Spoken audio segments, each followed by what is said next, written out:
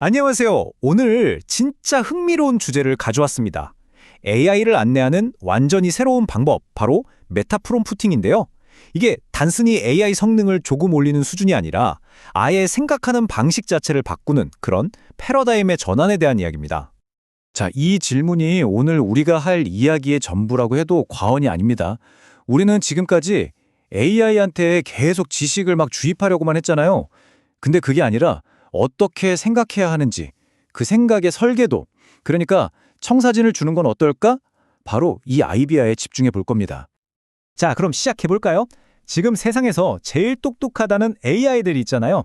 그 AI들에게도 아직 풀지 못한 숙제가 있다는 거 혹시 아셨나요?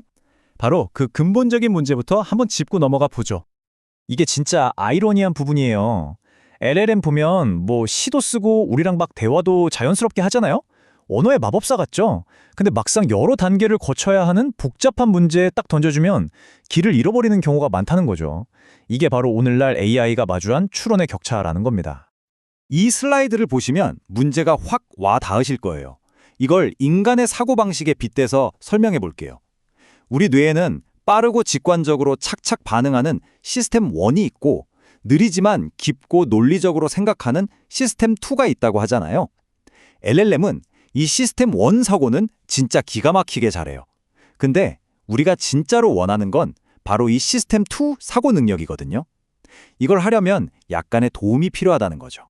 자, 그럼 문제점을 알았으니까 이제 그 격차를 확 메꿔버릴 해결책을 만나볼 시간이겠죠? 그게 바로 메타 프롬프팅이라는 완전히 새로운 철학입니다. 메타 프롬프트가 뭐냐? 바로 이런 거예요. 핵심은 AI한테 이 문제 정답은 이거야. 보고 따라해.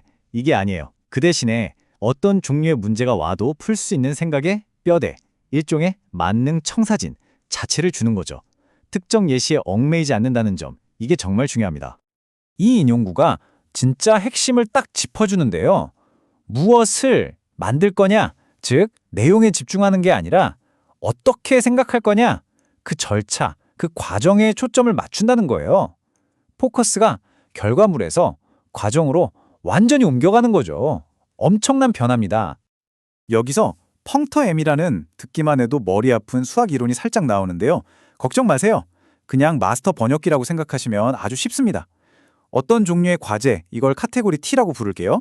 이게 딱 들어오면 그걸 해결하기 위한 완벽한 구조적 청사진, 이건 카테고리 P라고 하죠. 이걸로 즉시 번역해주는 그런 만능 툴이라고 상상하시면 돼요. 좋아요. 그럼 이 청사진을 쓰는 방법이 우리가 지금까지 쓰던 거랑 구체적으로 뭐가 어떻게 다른지 한번 비교해 볼까요?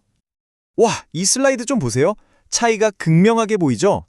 왼쪽 메타 프롬프트는 2차 방정식을 풀기 위한 틀, 즉 비어있는 템플릿을 제공해요. 어떻게 풀어야 하는지 그 구조를 알려주는 거죠. 반면에 오른쪽 퓨처 프롬프트는 어때요? 숫자가 다 들어간 이미 풀린 문제를 떡하니 보여주면서 이것처럼 풀어! 라고 말하는 겁니다. 접근 방식 자체가 근본적으로 다르다는 게 느껴지시죠? 자, 핵심 차이점을 딱딱 짚어 드릴게요. 메타 프롬프팅은 뭐다? 재사용 가능한 추상적인 뼈대다. 퓨처 프롬프팅은 구체적이고 일회성인 예시다. 또 메타 프롬프팅은 구문과 구조를 강조하고 퓨처 프롬프팅은 그냥 사례를 보고 배우는 데 의존하는 거죠. 하나는 낚시하는 법을 가르치는 거고 다른 하나는 그냥 물고기를 주는 거랑 비슷하다고 할 수 있겠네요. 자, 이제 이론 얘기는 충분히 한 것 같고요. 가장 중요한 질문이 남았죠. 그래서 이 멋져 보이는 청사진이 실제로 뭘 만들어내긴 했냐? 결과는 어땠냐? 한번 보시죠. 네, 결과는 놀라웠습니다. 논리 추론의 끝판왕으로 불리는 2-4 게임 퍼즐이 있거든요. 여기서 단 하나의 예시도 보여주지 않았는데 성공률 100%를 달성했습니다. 완벽했다는 거죠. 이건 더 놀랍습니다. 진짜 어려운 수학 문제만 모아놓은 매스 벤치마크에서 정확도가 무려 46.3%가 나왔어요. 이게 어느 정도냐면요. 우리가 아는 GPT-4 초기 버전보다도 더 높은 점수입니다. 엄청나죠? 이 그래프가 모든 걸 말해줍니다. 보세요. QN70이라는 기본 모델에다가 메타 프롬프팅, 즉 더 나은 청사진만 줬을 뿐인데 그 GPT-4 초기 버전보다 더 높은 성과를 냈어요. 이건 뭐랄까 자동차는 좀 평범해도 운전 설명서가 완벽하면 F1 드라이버를 이길 수도 있다는 걸 보여준 셈이죠. 그만큼 어떻게가 중요하다는 겁니다. 그래서 이 방식의 핵심 장점이 뭐냐? 크게 두 가지로 정리할 수 있어요. 첫째, 토큰 효율성. 구구절절 긴 예시를 보여줄 필요가 없으니까 자원에 훨씬 아낄 수 있고요. 둘째, 제로샷 효능. 사전 예시 없이도 작동하니까 모델의 순수한 추록 능력이 어느 정도인지 아주 공정하게 테스트해 볼 수 있다는 겁니다. 근데 이야기는 여기서 끝나지 않습니다. 이 청사진이라는 아이디어가 어떻게 훨씬 더 흥미진진한 AI의 미래로 연결되는지 그 다음 스텝을 한번 들여다보겠습니다.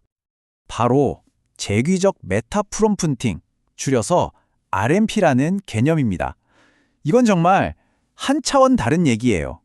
AI가 우리가 준 청사진을 그냥 쓰는 게 아니라 문제에 맞춰서 필요한 청사진을 스스로 만들어내고 심지어는 이 청사진은 좀 별로네, 더 좋게 고쳐야겠다 하면서 스스로 개선까지 한다는 겁니다.